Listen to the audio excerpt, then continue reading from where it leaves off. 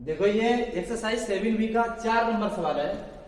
तो यहाँ पे आपको केवल निर्देशांक ज्ञात करने, उस बिंदु के निर्देशांक ज्ञात करने जो दो बिंदु दिए हैं -1,7 और 4,-3 दिया है, को मिलाने वाली रेखाखंड को 2:3 में विभाजित करता है। तो वो बिंदु चाहिए। तो इसका मतलब वो बिंदु अंदर होगा तो अंतः विभाजित करेगा। तो अंतः विभाजित करेगा तो क्या करते हैं, मान लीजिए एक बिंदु आपका बी है और एक ए है, इनके निर्देशांक -1,7 है और इसका कितना है 4,-3 है। तो ये जो विभाजित कर रहा है वो 2:3 विभाजित करता है। तो इधर का हिस्सा जो बिंदु पी है, इधर का 2 होगा, इधर का 3 हिस्सा होगा। ठीक है, तो विभाजित करते हो। अंतः विभाजन का जो पिछले वीडियो में सूत्र बताया था वो यूज कर देना है। ठीक है, तो यहाँ पे कितना दिया है, तो बिंदु P के निर्देशांक पूछेंगे। तो बिंदु P के निर्देशांक, इसके निर्देशांक मान लो x, y है। ठीक है, निर्देशांक x, y बराबर फार्मूला आपका क्या होगा, m1 x2 plus m2 x1 upon m1 plus m2 कामा m1 y2 plus m2 y1 और बटे m1 प्लस m2। ये तो इसका फार्मूला है। केवल मान रखने होते हैं, बहुत ही आसान सवाल है। तो मान रखते हैं तो कैसे रखते हैं, m1 की वैल्यू यहाँ पे कौन सी है, 2 है, तो ये m1 की वैल्यू होती है और ये m2 की होती है। तो m1 यानी 2 इंटू x2 किधर जा रहा है, इधर, यानी 4 है, प्लस m2 जो है हमारा कितना 3, ये m2 है, तो ये तो 3 है, इंटू x1 कितना है, माइनस का 1 है, बटे 2 प्लस 3 कामा m1 यानी 2 y2 यानी माइनस का 3 प्लस m2 यानी 3 और y1 कितना है 7 है, और बटे 2 प्लस 3। तो 4 दूनी कितना हुआ 8 हो गया, 3 एक 3 माइनस के 3 हो गया, और बटे 5 कामा 3 दूनी 6 माइनस के और 7 या 21 प्लस 3 बटे 5। 8 से 3 गया कितना बचा, 5 बचा है, प्लस का बचेगा बटे 5 कामा माइनस 6 प्लस 21 कितना हुआ, 6 घटाते हैं तो आपका 15 बचता है, प्लस का बटे 5। 5 से कम 5 हो जाएगा, तो इधर 1 और इधर 5 0 15 हो गया, 1 कामा कितना हुआ 3 हो गया। तो ये बिंदु P के निर्देशांक कितने हो गए, P x, y बराबर आपका हो गया है x, y इक्वल टू 1, 3 हो गए। तो मध्य बिंदु के निर्देशांक कितने हो गए 1, 3, यही इसका आंसर है। देखो ये आपको एक्सरसाइज 7B का ये 5 नंबर सवाल है। तो यहाँ पे क्या दे रखा है कि बिंदुओं 4, -1 और -2, -3 को मिलाने वाले रेखाखंड को समत्रिभाजित, इसका अर्थ है समान 3 भागों में विभाजित करता है। तो करने वाले बिंदुओं के निर्देशांक, जो दो बिंदु इन्हें समत्रिभाजित करते हैं उनके निर्देशांक पूछे गए। तो क्या करते हैं, ये वाले दोनों बिंदु लिखते हैं। मान लीजिए ये 2 बिंदु है, एक ए बिंदु हो गया, ए के निर्देशांक कितने हैं 4, -1 है, और बी के निर्देशांक हो गए आपके -2, -3। तो सम माने समान 3 भागों में विभाजित करता है। तो एक बिंदु मान लीजिए ये P है और एक बिंदु Q है, ये 2 बिंदु हमने मान लिए समत्रिभाजित करते हैं।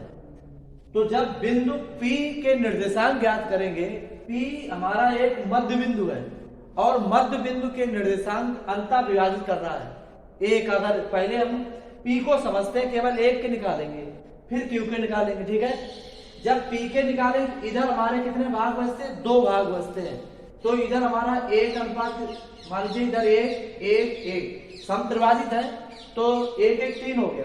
ठीक है, जब बिंदु P के निर्देशांक हम निकालेंगे मध्य बिंदु के या अंता बिंदु के, तो यहाँ पे इधर के 2 अनुपात रहेंगे, उधर का 1 अनुपात रहेगा। ठीक है, तो आप क्या करेंगे, यहाँ पे बिंदु P के निर्देशांक, बिंदु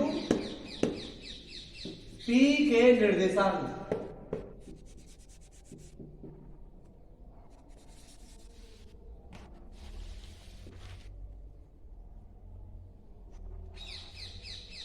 बराबर अंता विभाजन का सूत्र लगाना है। तो अंता विभाजन का सूत्र क्या होता है, M1।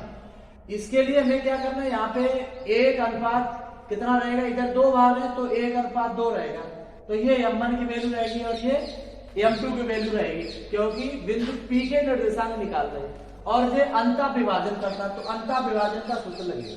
ठीक है, जब अंता विभाजन करता है तो सूत्र क्या होता है, पहले सूत्र लिख लो, यानी M1 x2 plus M2 x1 बटे M1 प्लस M2, कॉमा लगा दो, M1 by2 plus M2 by1 बटे M1 प्लस M2, ये तो इसका फार्मूला हो गया। अब फिर मान रखने हैं।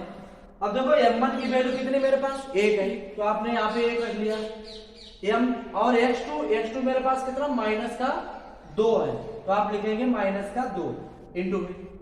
ठीक है, प्लस M2 मेरे पास 2 है और x1 यानी 4 है, कितना है 4 बटे M1 प्लस M1 की वैल्यू 1, इसकी 2 होगी, काम। इसी प्रकार इधर भी M1 1 बाई टू मेरा है माइनस का 3 प्लस M2 यानी 2 गुणे बाई वन कितना माइनस का 1 है बटे 1 प्लस 2, ठीक, बराबर 2 एकम 2 माइनस का 2 हो गया और 4 दूनी 8 बटे 1 और 2 3 हो गया, कामा 3 एकम 3 माइनस के 3 और 2 एकम 2, तो माइनस कितना हो रहा है 2 हो रहे बटे 3। अब -2 प्लस 8 कितना होता है, प्लस के 6 होते हैं, तो आप 6 बटे 2 3 रहेगा, कामा ये माइनस के 5 बटे 3। और भी इसे काटना चाहे तो यहाँ पे कितना हो गया 2, ये कटेगा 2 बार, कितनी बार 2 बार, तो आपके हो गए 2 कामा -5 बटे 3। तो बिंदु P के निर्देशांक हो गए आपके इतने। ठीक है, अब हमें क्या निकालना है, Q को भी निकालना है, तो बिंदु तथा बिंदु Q के निर्देशांक, Q के निर्देशांक बराबर, इसके लिए अनुपात कितना होगा, तो देखो बिंदु Q के लिए अनुपात जब हम नोट करेंगे कितना रहेगा, इधर हमारा कितना हिस्सा है 2 हिस्सा, इधर 1 हिस्सा, तो इसका 2 अनुपात कितना रहेगा 1, तो इसके लिए M1 वैल्यू और M2 की वैल्यू रहेगी। ठीक है, ये 2 अनुपात 1, तो फिर यही कर दो, M1 यानी 2, M1 कितना 2 और x2 मेरा वही रहेगा माइनस का 2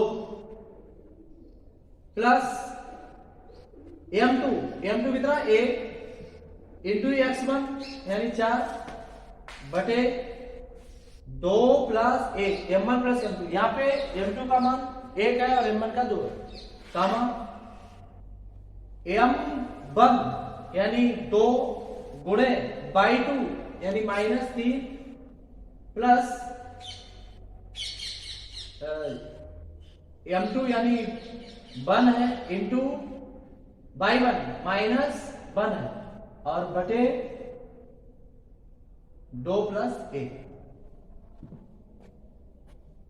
बराबर 2 दूनी कितना हो गया माइनस का 4 और इधर प्लस का 4 बटे 3, कामा 2 दूनी 4 माइनस के और इधर माइनस का